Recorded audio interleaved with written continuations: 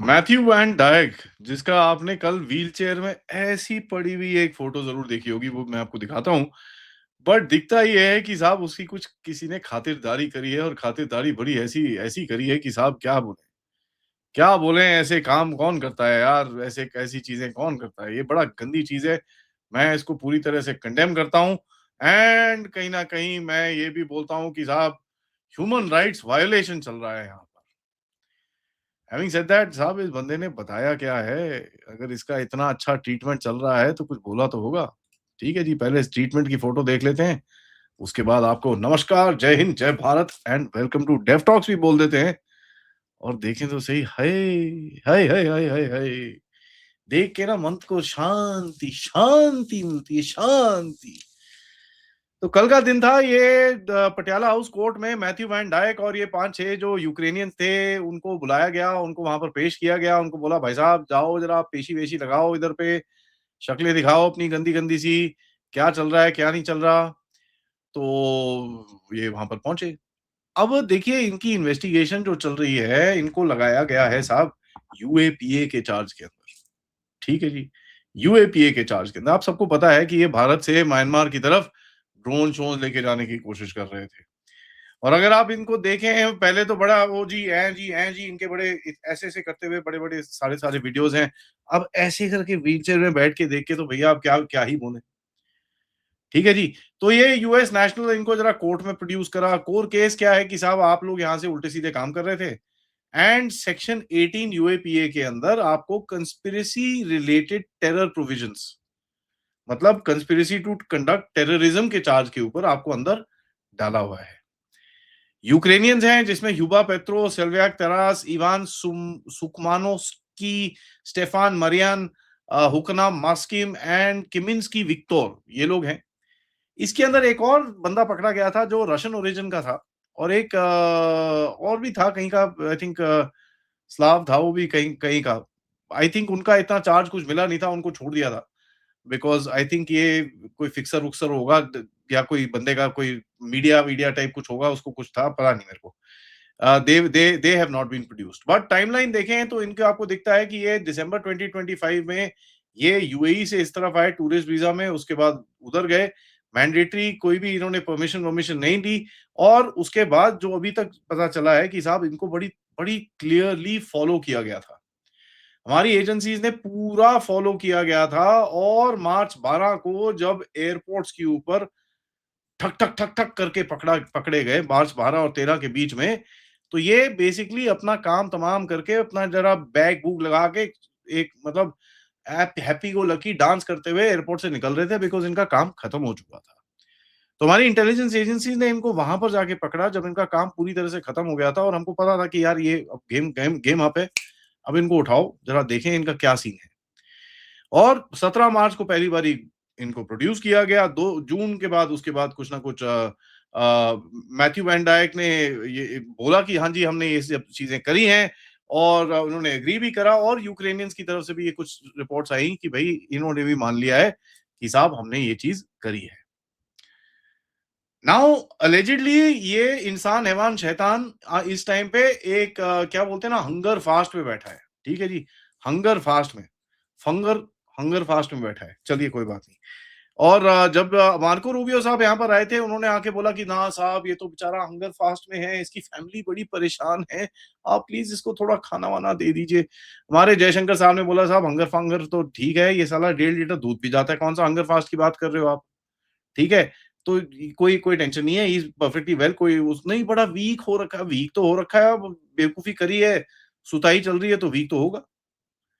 अब यहाँ पर म्यांमार का एंगल देखिए, म्यांमार का एंगल ये है कि एक कुकी चिन आर्मी का एक बंदा था, जो चीफ था, उसके साथ इन्होंने मीटिंग-शीटिंग करी है, उसको इन्होंने कुछ ड्रोन्स और ये सब चीज़ें और ट्रेनिंग-वेनिंग देके आए हैं। क्योंकि देखिए म्यांमार, चीन, मिज़ोरम जो जो ये कुकी चिन बेल्ट है ना, चिन मिज़ोरम के ऊपर ओवरलैप करता है और ये फिर हमारे इकोसिस्टम के अंदर आ जाता है और हमारे यहाँ पर भी कुछ बेवकूफ़ियाँ होती हैं। तो ड्रोन रूट का जो आपका एलिगेशन है वो बड़ा क्लियर है, उसके अंदर काफ़ी एविडेंस मिल मिल चुका है, कोई इतना वो नहीं है।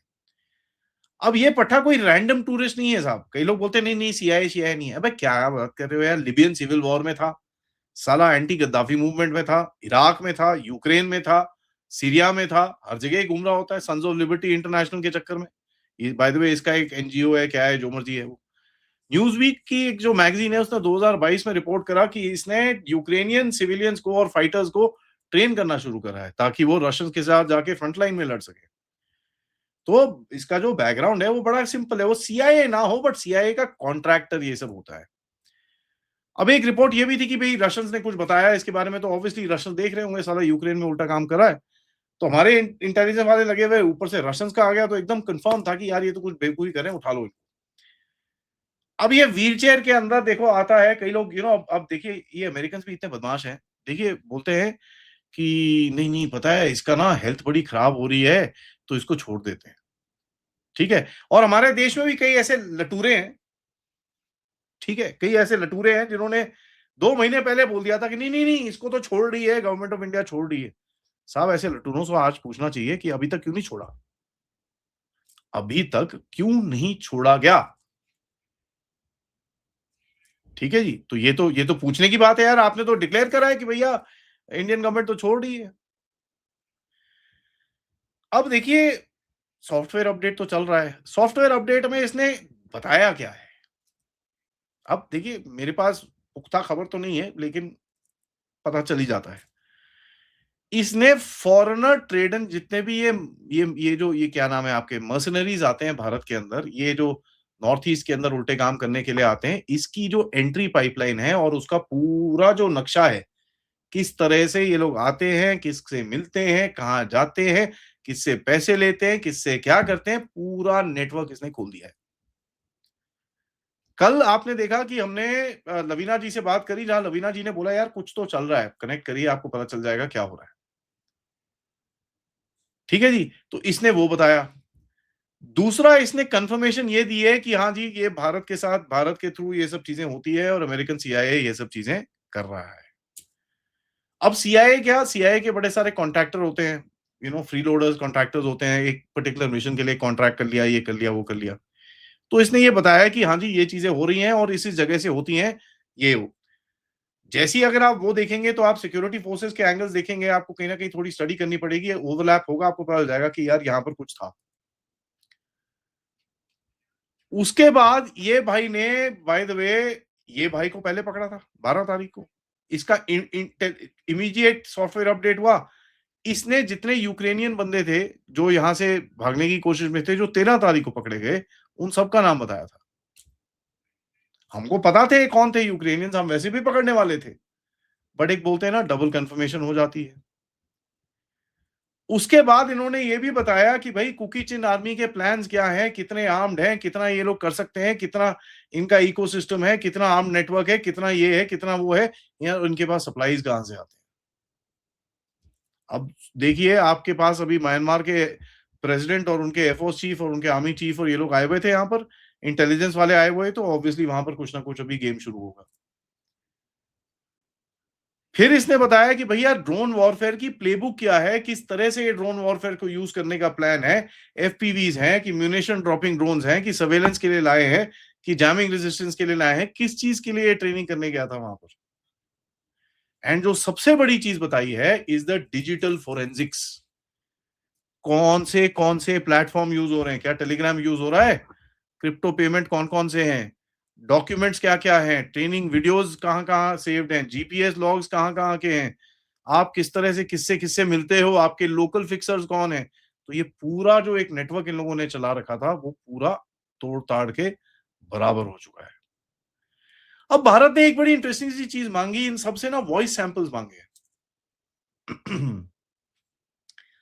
इसका मतलब क्या है, इसका मतलब ये है कि कहीं ना कहीं ट्रेनिंग वीडियोस है, फील्ड इंस्ट्रक्शंस है, कुछ वॉइस नोट्स आते हैं, प्लस जो कॉल रिकॉर्डिंग्स हुई हैं उसके साथ इनको क्रॉस कंपेयर किया जाएगा,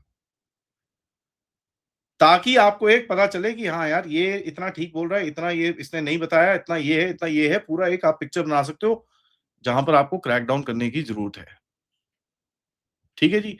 वैन डायक अभी इस टाइम पे व्हील चेयर में ऐसा जरूर बैठा हो जिससे हमको बड़ी मन की शांति होती है, लेकिन मन की शांति इसमें भी ये होनी चाहिए कि साहब मुंह खोल रहा है, तोता बोल रहा है। Thank you so much for watching. Video को लाइक करिए, सब्सक्राइब करिए and share this with your friends and families end of course आप इस चैनल की तरफ सपोर्ट और कंट्रीब्यूट कर सकते हैं। यूज द क्यूआर या पेपैल या सुपर स्टिकर सुपर चैट्स। हमारी वेबसाइट जरूर देखिएगा www.devtalks.com। मिलते हैं थोड़ी देर के बाद, तब तक नमस्कार, जय हिंद, जय भारत।